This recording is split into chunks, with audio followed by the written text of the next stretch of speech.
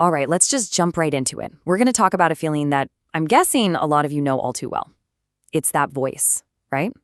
That constant pressure, that little judge that seems to follow you everywhere. Yep, we're talking about your harshest critic. So, who is it really? When you think about the most intense pressure you face, the highest standards you're trying to meet, who's the one setting that bar? Just take a second and really think about that. Your first thought might be your boss, maybe a tough client, or even your competitors in your field. And look, those pressures are totally real, but often they kind of pale in comparison to the one critic who knows exactly what you're capable of.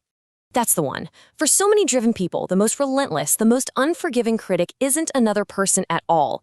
It's the ghost of your own potential. It's that vision of the person you know you could become.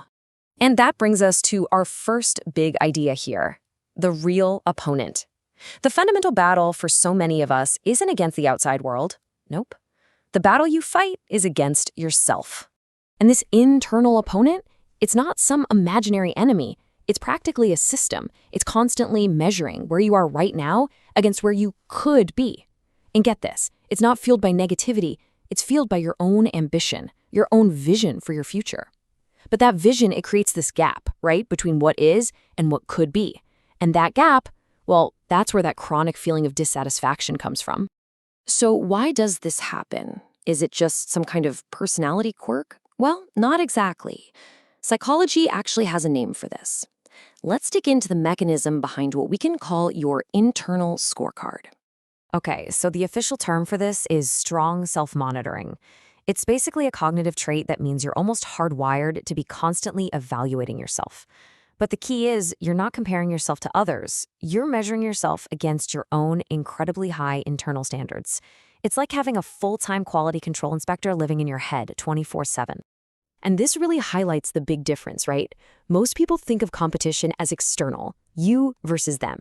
But for people with this strong self-monitoring, the real game is internal. It's you versus you. And let me tell you, that opponent knows all your weaknesses and all your untapped strengths, which makes that comparison so much more intense. So what's the results of all this? It's a feeling you might know a little too well.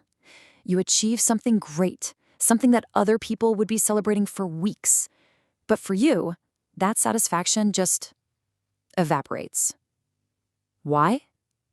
Because your internal scorecard has already moved the goalpost to the next level of your potential. Now, I know this can sound like a really negative way to live, and it can lead to a ton of self-doubt. But what if we've been looking at it all wrong?